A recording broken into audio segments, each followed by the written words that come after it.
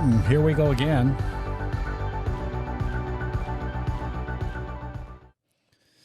And we're getting better and better at our podcasting. Maybe we're having a little bit of trouble with the audio. We'll figure it out. This is just a test one, but this is in the in-between for February 20th, 2026. And it'll be a short one as we're setting up the studio. I have a PTZ camera, point, tilt, and zoom. And we'll be using that once we set up the studio in the offices to capture the pictures of everybody who we're recording. Each scene will move to somebody else. But today I wanted to talk about Blackjack. Believe it or not, I'm hearing myself in the headphones. And today was a construction day. Friday, I go and look at all the construction sites that we have underway with our clients. If you were faced with a single hand of blackjack, let's call it $100. You walk up to a blackjack table and you can make one bet for $100. Now, you're either going to win that bet or you're going to lose that bet. But you only get one bet, and that's it. What do? Some people probably don't take that bet. The statistics aren't necessarily with you. You're probably going to lose that $100. You tried once, you didn't win, and you walked away from the table because those were the rules.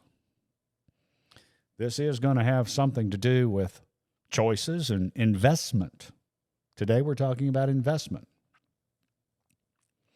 So what if you were at that same blackjack table and I told you that you had $100,000 of your money and it was a no-limit table and you could make a $100 bet, and if you lost, you could make another bet. And if you lost, you could make another bet, and so on. Now, if you were calculating the statistics on that, they're kind of astronomical that you would lose so many hands in a row before you'd win at least one. And so if you can make that bet over and over again on a no-limit table and you have $100,000 of your money and you make a $100 bet and you lose, your next bet is $200 and you lose. Your next bet is $400 and you lose. Your next bet is $800 and you lose. And your next bet is $1,600 and you lose. And you're getting worried. And your next bet is $3,200. You don't do anything. You just wait for the house to bust. And they're going to bust at least once. And you win the $3,200 bet. If you do the math, what have you won? You've won $100. So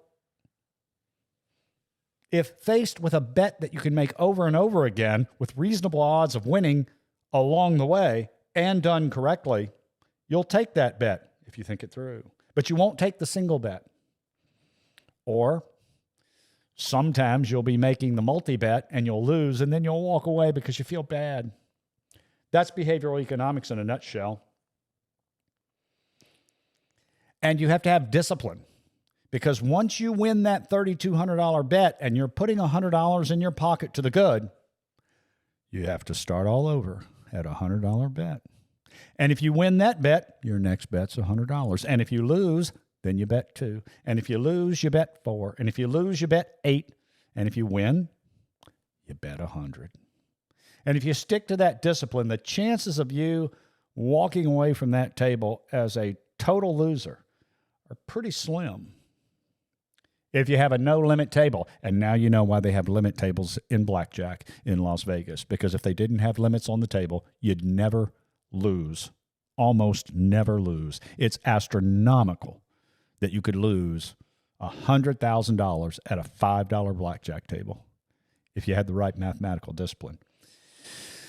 So now we're going to talk about investment for a minute.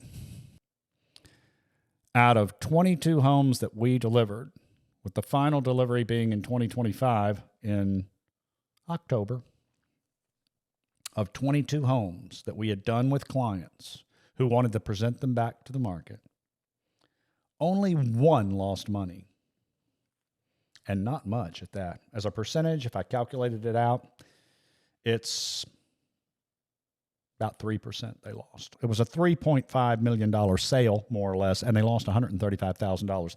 But they had done another one with us and had made $1.287 million on a $2.8 million investment of capital.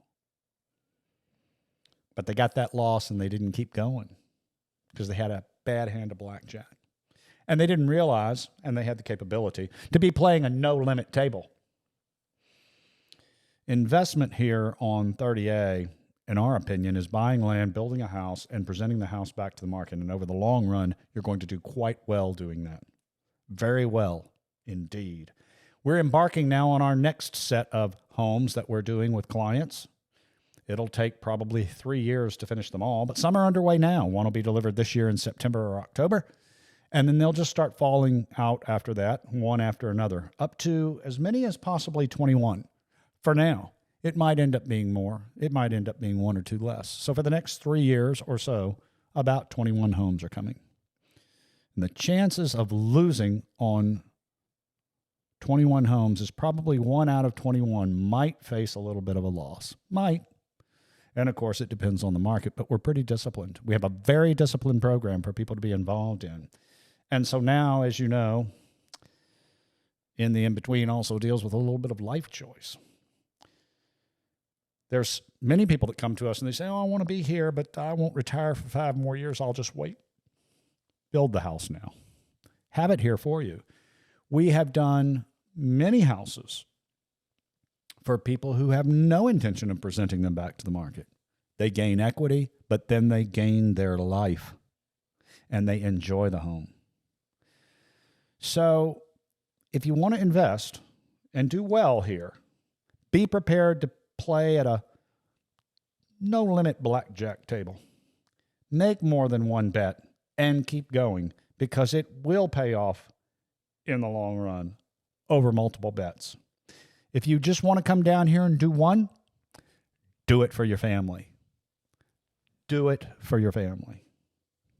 Well, everybody, that's In the In-Between for February 20th, 2026. I hope you understand the value of life and joy and, well, investment.